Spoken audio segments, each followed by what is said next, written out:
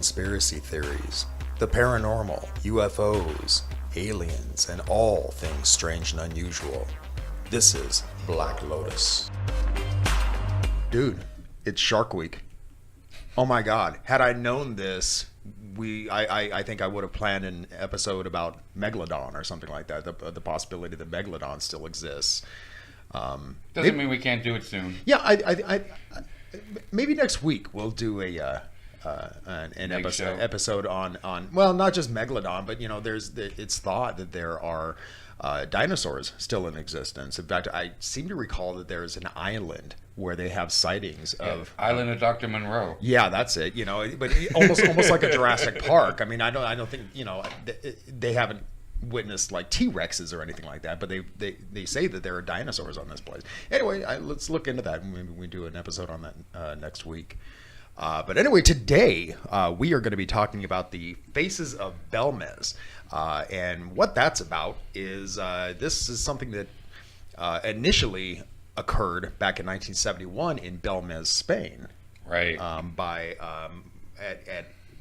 a house that was owned by Maria Gomez Pereira, I think. Pereira, or she was also known as Maria Gomez Camara. Yeah.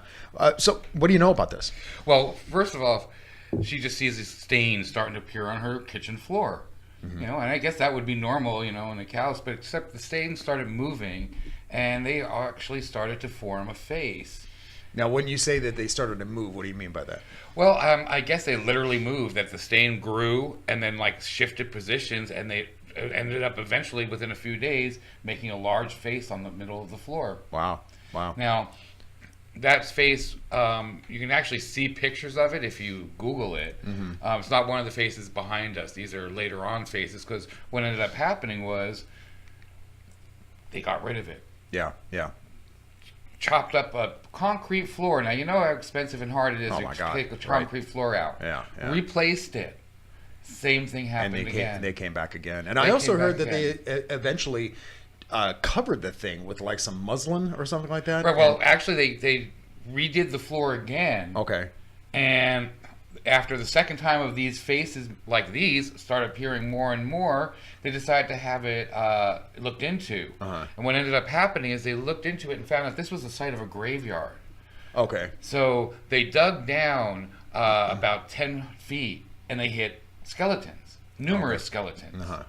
So they took them out, gave them a proper burial, everything else, and put a new floor down, and they still keep happening. Yeah. So now people are starting to say they're faked because now the skeletons have been taken care of.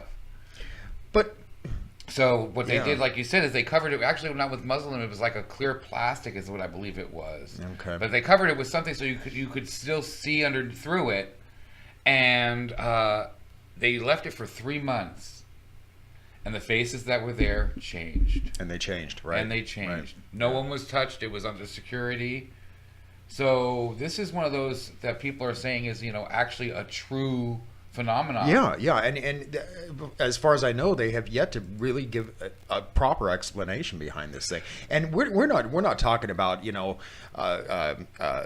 pareidolia, where basically people see images of Jesus or the Virgin Mary in a piece of toast or something like that. No, these are detailed. These are detailed. I mean, and they very detailed. They look almost like paintings in a way. So I can see why skeptics would say, well, it's a hoax because they're just a painting. But they've proven that it wasn't paint. Where they've actually tried different tests and stuff, and the test came inconclusive of what it actually was that was staining the floor. They said, yes, it has stuff that could be paint, and there was actually some later on that they found were faked by a different guy. Oh, really? But yes, because he's one of the psychic shows type people, and went through and tried to do a thing, and they painted some. And really, but the ones that they've actually been finding in this home, they're showing that they don't know what is causing it. Yeah. They actually thought at one point that it was what did they call it? Now I can't remember the name of it. That basically thoughtography. That was it. Thoughtography. That she was actually using her mind to make these stains appear on the floor. I'd actually like to do a whole episode on that, because I think that thoughtography is kind of an interesting subject, actually. You're talking about phenomenon. It's something that another thing that they have yet to disprove. Right. Or prove. And so, yeah, it's a very interesting subject. In 2004, Maria died. Did she? So they thought, okay, well, they'll stop if it was that. And they haven't stopped. So, right. That kind of rules that out unless it's her spirit. Yeah, it continues on today. They still have them show up at certain times. And it's not only that they show up, the faces change. Yeah, it's what's weird. It's not the same images all the time. Right. It's the same face, maybe with a different expression on it. The locations of the faces in the kitchen. It's not just one area. It's all over the kitchen floors. Wow. So, I see. I didn't know that. I thought it was just in one specific area. No, it was actually a couple places. It started in one area, but then it kind of spread to where it was basically all over the floor. There was areas where these faces were appearing because there'd be many of them. And it first started just males. And then it ended up also including females and children and stuff like that, which I thought was interesting. That why would it just be male to begin with, and then all of a sudden females as well? Right. Yeah, very weird subject. Very strange. But I think it's interesting. No matter the explanation that skeptics have given about this, they really haven't offered a valid explanation. No, I mean, even the mayor got involved with it. He went and said he wanted to preserve and study the faces. When they opened up and took a big chunk of it out and had it tested, and that's how we know that they don't know what it is. Yeah. And again, it's not something like pareidolia or apophenia, whereas you kind of have to wrap your mind around the image to be able to make it out. They're very detailed. I mean, like for instance, the Rorschach test, or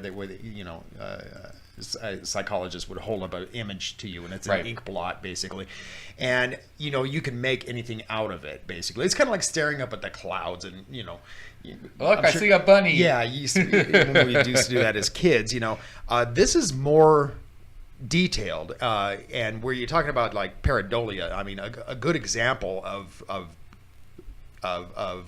detailed pareidolia would be something like the Shroud of Turin, where you can see details, and it's these images in Belmez are detailed like that. Even more so, it's not something you have to really wrap your mind around. You can plainly see the images. And some of them just are scary looking. Yeah.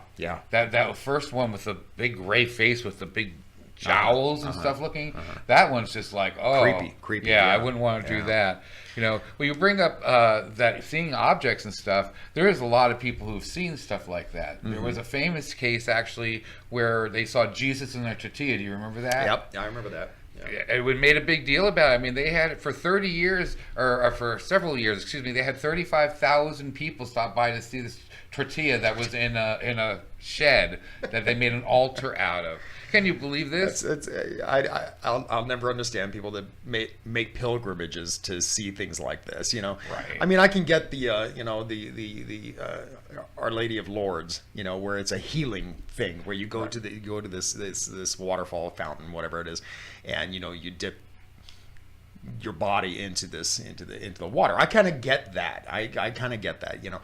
But something like that, where it's just, it's a vague image on a tortilla or a piece of toast, and people flock to see these things and pay for them. That grilled cheese sandwich. That one just in 2004. It was 10 years old. In 2004, it sold for $28,000. Can you imagine how that would have smelled after that long cheese? God. Well, it shows you what that cheese is really made of, too. Yeah, right. Yeah, no doubt. And another good example too is the face that people see on Mars. Yeah.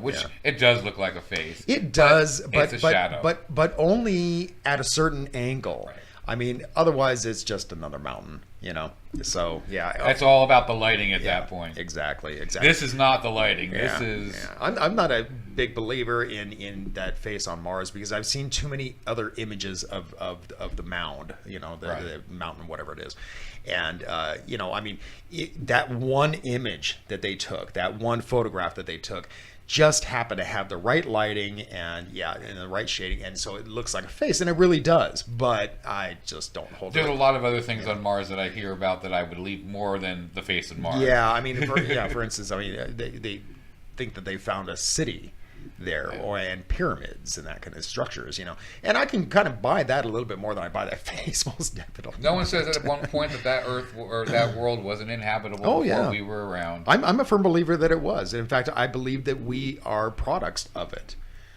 Actually, but it's kind of a wild theory. But I think that we are. I think our ancestors actually originated on Mars. And they killed off the dinosaurs. Yeah, that probably. Yeah. But, well, we see. I'm one of those people that see faces in everything. Yeah. Even on. It's we easy have to a do. tree in the backyard that when the light hits it, we have little lights that go up into the tree, and when the light hits it, that looks like a pretty weird looking face. It's kind of creepy, We'll actually, especially when you're out there at night alone. It's anyway, let's get out of here for the day. What do you say? Yeah, because we got lasagna waiting. Yes, Ralph is making lasagna tonight. Yay, homemade, real Italian lasagna with meatballs and braciole. I can't wait to dig into that. Hey, listen, if you like what we do here and you're digging what we do out at Black Lotus, be sure to like and follow us and subscribe. Subscribe at our YouTube page. And you would be doing us a huge favor if you could go over to our swag page, for lack of a better term. We have merch. Yeah, merch is the new term. Yeah, we got the YouTube Times here. Merch. Yeah, we got merch over at is it not Teespring? T something. I'll drop a link for it in the description. Anyway, head over there and take a look at some of our stuff. We've got things like T-shirts and hoodies and coffee mugs and travel mugs and all kinds of stuff. So definitely check it out, and they all have the Black Lotus logo on it. So definitely check it out, and very reasonable prices. Other than that, let's get out of here, man. Sounds good. Until next time, keep thinking and question everything. Hey, don't forget to like and subscribe and click that little bell so you can get a reminder every time we upload a new episode.